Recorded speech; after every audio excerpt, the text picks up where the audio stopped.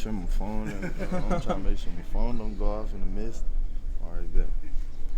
Hey, we appreciate that. How you doing, Evan? I'm good. How are you? Doing all right. Welcome to Oregon. How's the transition been coming from College Station here to Eugene? It's been pretty. I mean, it's been pretty massive, but it's also been pretty good. I mean, everything was really moving fast. I mean, I came in with Jabbar, so I mean, we both got thrown in the fire pretty early. But I mean, that we both wanted that. So I mean, the team is great. Foundation is amazing. Structure is credible. So yeah. How does it feel going up against them on the field? I love it. Honestly, I mean, I always like to compete. So like when somebody's like giving me my best, I love to be at that. You feel me? Like, and for him, it's every single day. So I mean, hey, it's only gonna make me better, and it's only gonna make him better. So. Do you feel like there's a special rivalry between you and Jabbar, both of you coming in at the same time, both wearing number 7? Not really. I mean, at first I didn't even know he was number 7, but whenever we both got out there and I seen him in the 7 jersey, I looked down at my jersey. I was like, oh, like, you know me. But other than that, I mean, nah. I mean, we real cool. We definitely. Oh, that's you? Okay, I thought she was handing it to me. My bad. We definitely feed off each other very well, and we help each other a lot for sure. What are the strengths of this receiving room? The fact that we have a receiver for every play style, I'll put it that way. So like, you got Trayshawn, he big and tall, take it deep. You got Kyle, big and tall, take it deep. You got Justice, can move, fluid. You got me, move, fluid. I mean, you got Tez, quick, fast.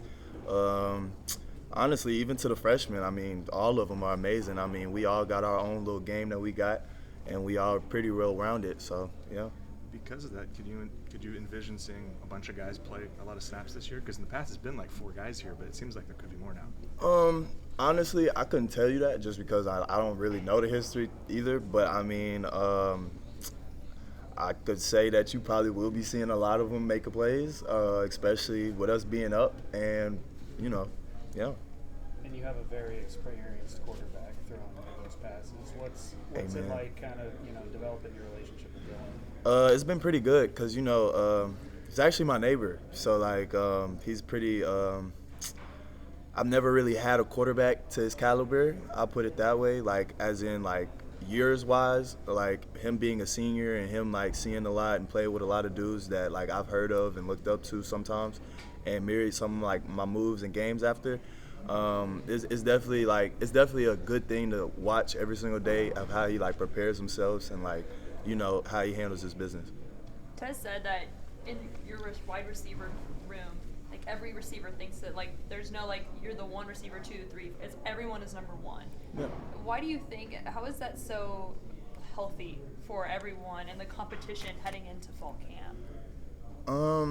I think it's healthy just because it makes everybody want to do better. Like you see somebody make a play, now you want to make one, and then nobody's really just too hard on it. Everybody just really uplifts and sculpts everybody's game, and like watching each other, we can take pieces from each other's game that we don't do very well, that they do well. So, yeah. What was your reaction when you saw Dylan was the Heisman favorite? He is? Oh, there it is. That's the reaction. Yeah. He was, but was the betting favorite? Yeah, recently. That's the reaction. Hey. I think you can do it. I think you can do it. I have no doubt in Dylan. He's definitely a great quarterback, honestly. We all piece it together, and we get the right team together. Hey, he should be able to do it. As a receiver, does it change your game at all to have a left-handed quarterback versus a right-handed quarterback?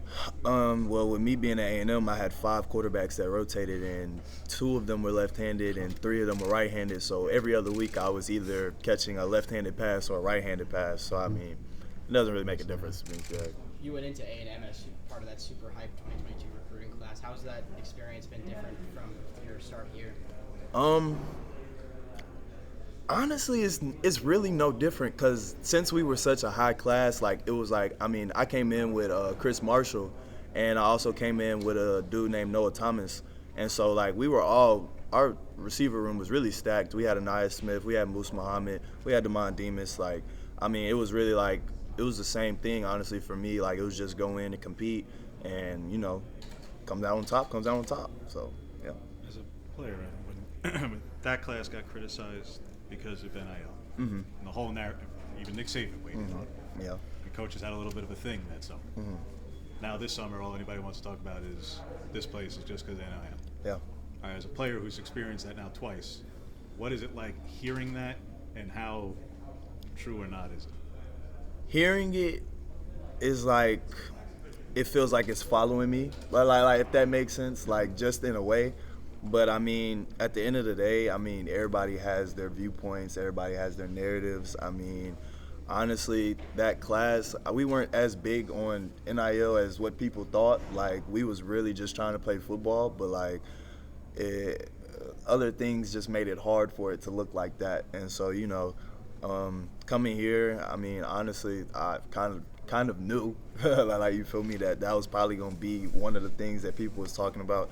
But honestly, like, being here with the team and stuff like that, NIL is probably like maybe the last thing that everybody thinks about. Because, I mean, Coach Dan definitely preaches it. He's like, I mean, you can't get NIL unless you're on the field. Like, so, I mean, performance over anything. So, yeah.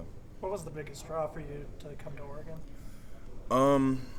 The production. Honestly, I mean, everybody says that I lack the production, which in my eyes I do. Like, that's me, like, personally saying it. But, I mean, the fact that seeing Troy and Tez do the production that they did last year, like, I definitely feel like I can do that or even more. Like, you feel me? So being here definitely gives me the opportunity to showcase that. With that, do you have any personal goals as far as this season goes? I definitely want to get over 1,000 yards, that's for sure. I've never got over 1,000 yards and from high school to now, but I really want to get 1,000 yards just because, I mean, I think it's pretty easy, but, you know, it seems harder than what it looks. So 1,000 yards, but other than that, I mean, I just want to help this team be the best team. And sure, I've never won a state title or a district title or anything in football, so I mean, to win anything with this team would mean the world, honestly. So yeah. Are there any true freshmen that have really caught your attention? True freshmen?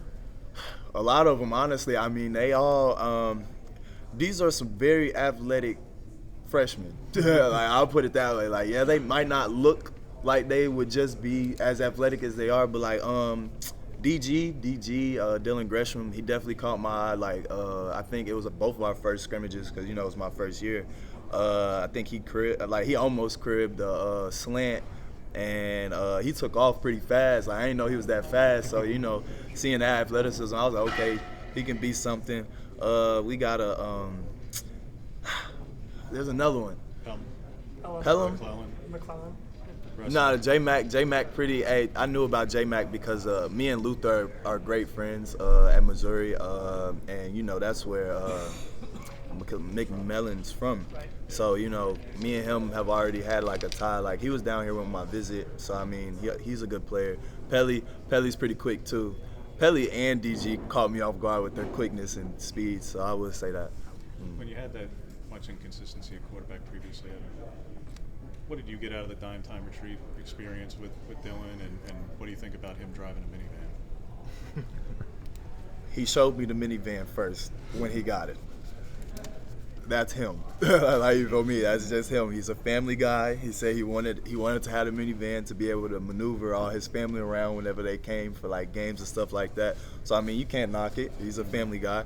When it came to the dime time retreat, that was my first time ever doing something like that, having a quarterback like take us out and stuff like that. So I mean, it really meant a lot to me because like it just shows me how much he's bought into applying himself to us and us applying to him, like, type thing. So that was definitely a big step in connection with our receiver crew. When the skill guys, particularly receivers, are about flash a little bit, substance to it, but you know, a lot of drip, a lot of other. Yeah. Or yourself having a position or relatability of a position coach, where I know Coach Craig was the way he was, but where juniors got the watch game and got the shoe game and all that.